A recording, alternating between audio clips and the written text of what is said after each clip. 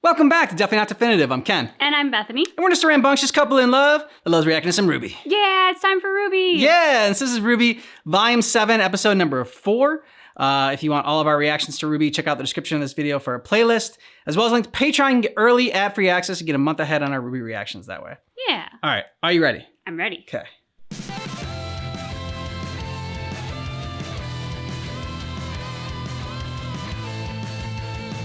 Keep dreaming about a better world. You keep wishing for some clarity. Always hoping that a lightning bolt is gonna save you from this gravity. You're holding out for so many lives. Maybe you'll wake up in a world of shock. Oh, but what's in can set you free. You don't have to dream. Your life's a masterpiece. If you just believe, then all Captain America, dude. is all you need. Right now your hopes are shattered. Destroying this ever after. But in time you'll find through love your power just shine. When are we gonna check back in with the Grim Reaper? You don't know where to turn I to. don't know. That's a good question. Hope is gone. When the day you wait Hopefully this episode. Yeah, in the dark won't even I liked her from last season. She was in good comic relief. Agreed. Although Nora's been crushing it this year. Oh, This she season, really I mean, has. Yeah.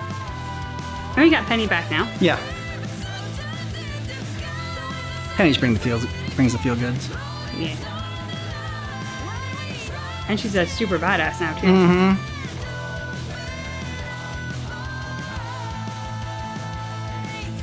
Good shot. Mm-hmm.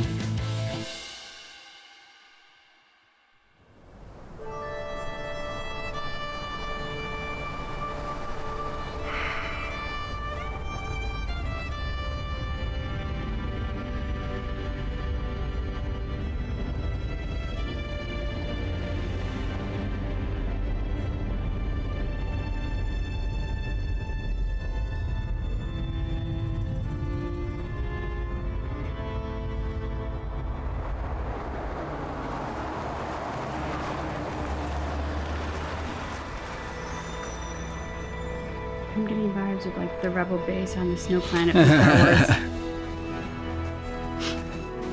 Was that Toth or?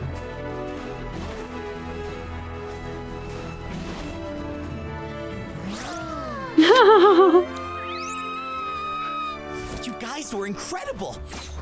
Oh, the way you took down that Geist without needing to plan your tactics out, you just knew exactly what to do! Well, ASOPs are handpicked to perfectly complement one another, so we can focus on our assets and leave our liabilities behind. Some of us are all asset, zero liabilities.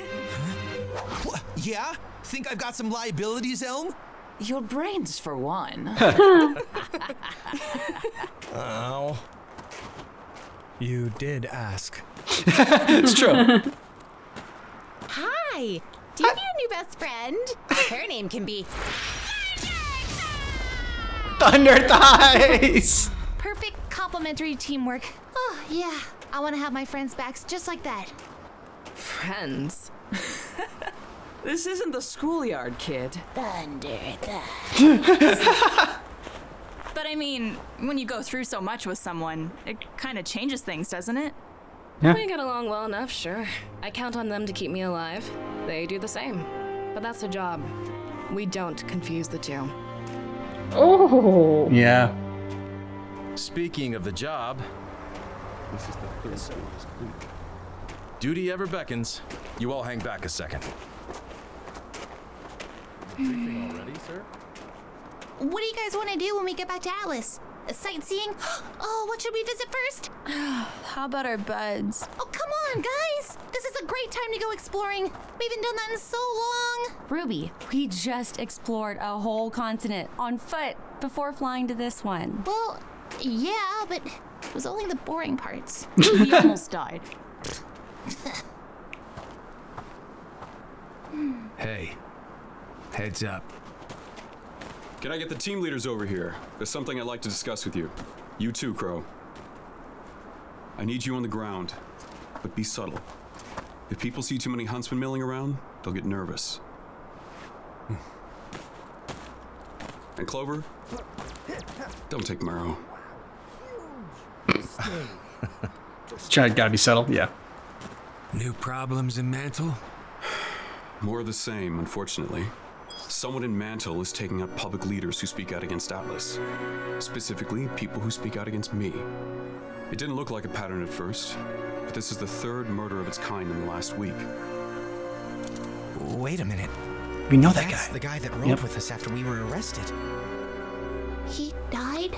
Your opposition in Mantle dropping dead isn't exactly a good look for you, huh? I'm not really worried about my public image, but it is causing unrest. You should I be, think someone's dude. trying to frame me, and by extension, Atlas. And it's working. Well, if it wasn't for the embargo making everybody so mad, people probably wouldn't be so quick to blame you for everything else. What do you really think, John? Sir. No, you're right. Things in Mantle have been hard to manage lately. I'm not blind to its issues. In fact, that's what I want to talk to you about. With the launch of this mobile communications tower and tensions down in Mantle, I think there's a lot of good that your teams can do here. What? Already? Here? No, it's fine. Let him land. I'll deal with him myself. More Mantle problems? No. This one's an Atlas problem. Oh, Schnee. Papa Schnee. So let me get this straight, James. In addition to this nonsensical embargo of yours crippling my business, you've also decided you have the authority to commandeer private property. When the council hears about this, you will never... Actually, I've already informed them. As this is now the site of a classified military operation, it didn't even require a vote. Didn't require a vote. You might want to brush up on council law before you lose this upcoming election, Jacques. Now, I've allowed you to land here once as a courtesy. The next time, it won't be a friendly reception. Owned. Lately, you seem to forget who your friends really are. I'm going to get that council seat, James, and maybe then You pretty little dog, too. You You? roped my missing daughter Oh, into okay. these schemes of yours too? I thought he called his daughter you. Did Winter know It about was this? my decision to come here. Just like it was my decision to leave. Or have you forgotten all about that? If you think I'm one to forget anything, girl, then you've misjudged the man your father is. Believe me, I know exactly the kind of man you are. Yeah, Dare why you is- speak to me that way. I have half a mind to... Half a mind to what, Jacques?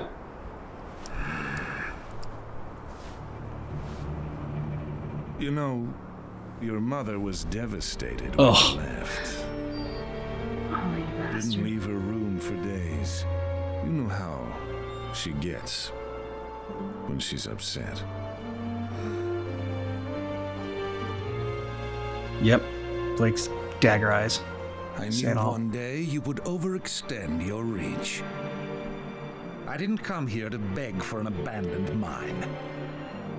I came here to thank you for personally handing me the noose to hang you.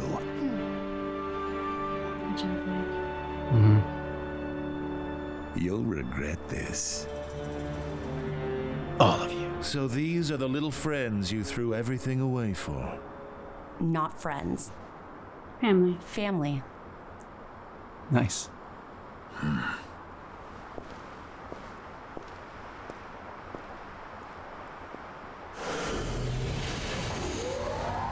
Oh. Way to stay strong in front of him. Jesus, Weiss, your dad is such a dick. Oh, now you show up, Winter. You just missed Father. Perfect timing. I wouldn't say I missed. Oh, yeah! Jesus! Did we not start yet? Apparently, we haven't. Start what? It goes without saying that this arena holds a significance to all of us. It's only fitting that we should be able to reconvene here, now, when the world needs to be brought together more than ever. The road you traveled from our first meeting hasn't been easy. You fought for your school and your friends at Beacon. You fought for the world and the innocent at Haven Academy and beyond. You face down terrors people can't even fathom. That's not the behavior of students. It's the behavior of huntsmen and huntresses.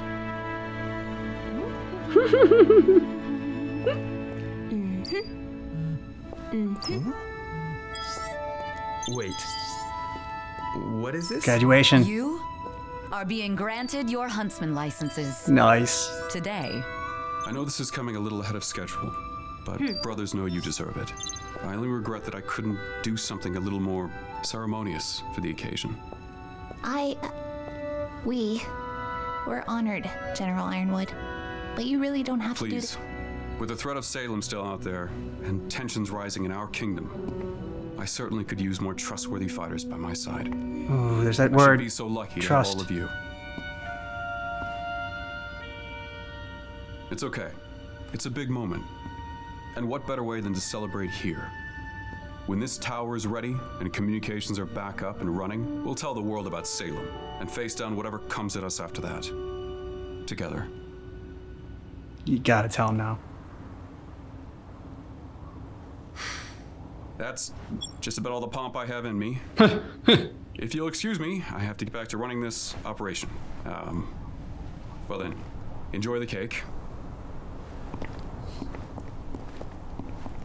Your speech outros are improving, sir. After everything we've been through, I almost forgot this is what I wanted in the first place. When Beacon fell, I didn't think this would even be possible. It almost feels trivial now. Jeez, guys, lighten up a little. Enjoy yourselves for a change. You've earned There you go. Finally, someone said it. Let's kill some cake, huh? Because I can eat 2 slices before Ren even eats 1. Who says I can't? Who says it? Nora, nobody is arguing with you about this. Thank God for Nora. Oh, nice party trick. Yeah.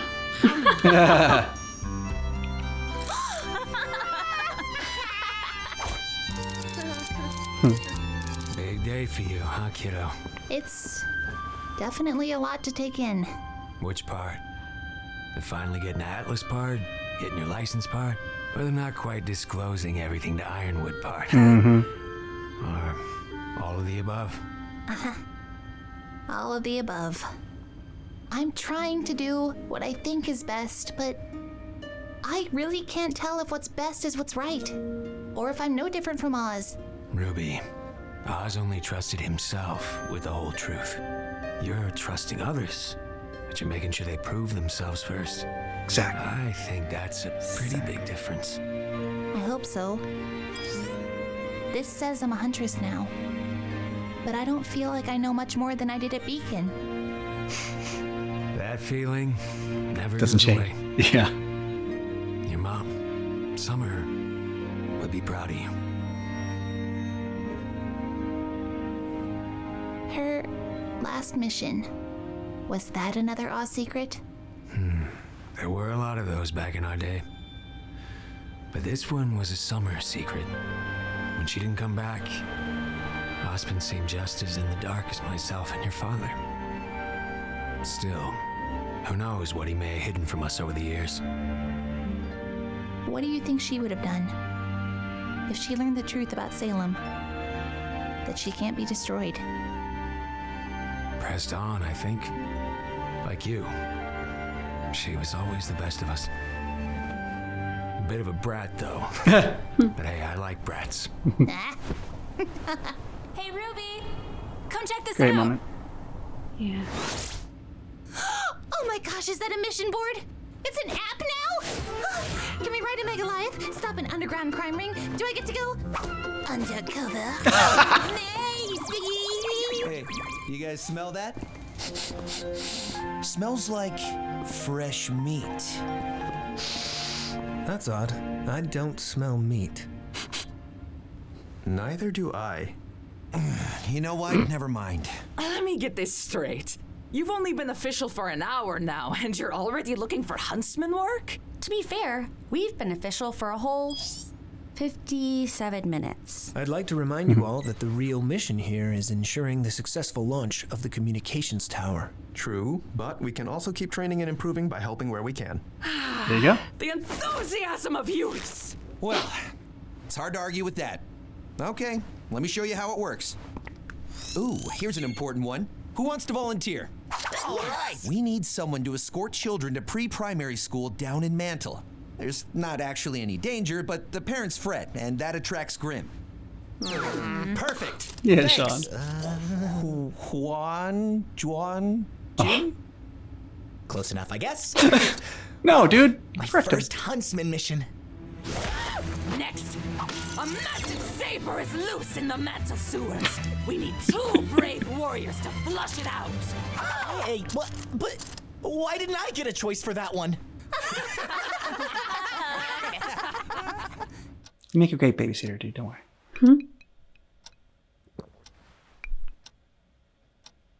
Calling your son. Father, you, have a visitor. I told you I didn't want to be disturbed. Why did you let them in? I didn't. He let himself in. Oh, with Salem got, yep. Image of you, this lad, Jock. Creepily so, I might add. He's definitely inherited your affect. Arthur. Whitley, leave us. And shut the door. We're gonna talk mustache stuff. I said shut the door!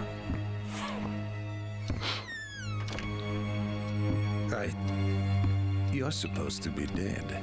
That is what I wanted people to think, you're right. However, I've heard things about you too, Jacques. Namely, that you have an ironwood problem. That bastard is costing me more money every day with this embargo. I'd lay off every employee in Mantle if I wasn't trying to get their damn votes for this council seat. What if I said you could have your cake and eat it too? That is like the most sinister way I've ever heard anybody say that line. Yeah. And I'm not sure it really earned that. And not just like sinister, but creepy. Yeah, Like, yeah. I don't know what the undertone was there, but it was unsettling. Have a cake and eat it too. Yeah, I don't think he was talking about cake then. I know. Yeah. The fork. It's pointy. Anyways, that aside, loved the moment. My favorite was the moment between Ruby and Crow. And wow, you know, what a way to also like sum up just becoming an adult in general. Feeling like, you know, you just don't know. Like, I mean, you're older, you feel like you should be wiser, but there's like in a lot of ways, and you are, you know, hopefully. But at the same time, there's those times when you're just like, man, I feel like I'm the same kid in high school or college or whatever, and still don't know anything about how the world works. Yeah, and just like you feel like you're just, I don't know, stumbling along, doing the best you can, and yeah. So I thought that scene was really great, and I love that Crow recognized that Ruby is different from Oz. Yeah. Let her know that. I thought that was really important. Yeah, I mean, the way Crow outlined the difference was just so well said, so perfectly said. I love that moment too, because I feel like Ruby actually really heard that. And I feel like she's been beating herself up a lot recently, so she needed to. Ironwood is kind of humbled to a fault right now. His whole, I don't care about my image, I don't care about my image. I understand you're not being vain, and I applaud you for that. Like, that's wonderful. But if you want to lead this place, you do actually have to care about how people perceive you. Because if they don't perceive you in a positive way, they're not going to want to follow you. Thus, you will not be a leader. And so that there's like, there's the being obsessed with your public image in a really vain and narcissistic way, and that's not good. But not caring at all isn't good either. You should want to tell your own story and therefore craft your image in a way that is representative of you and what you know to be your truth. Like that's the ideal. And Ironwood has shown us, at least time and again in this season, that he has the best intentions. He generally trust the people of Mantle. He wants to be transparent, and we can argue philosophically whether that's a good strategy move or not, but like the point is he wants to put the power in the people's hands. There's a lot about Ironwood to really like and want him to continue leading for those reasons. But I feel like his recklessness with how he is perceived is going to come back to really bite him in the butt really hard.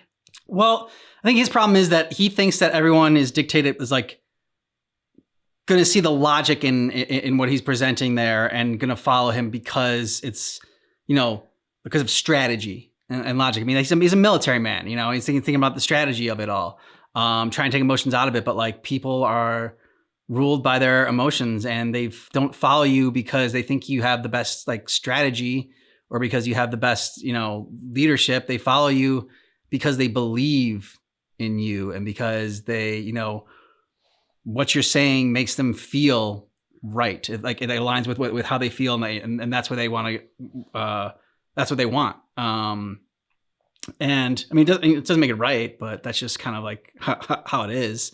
So yeah, it does matter how he is perceived. I mean, you're absolutely right about that. And going back to Crow and Ruby, you said something where Ruby really needed to hear that. I think she also really needed to hear that from Crow. Yeah.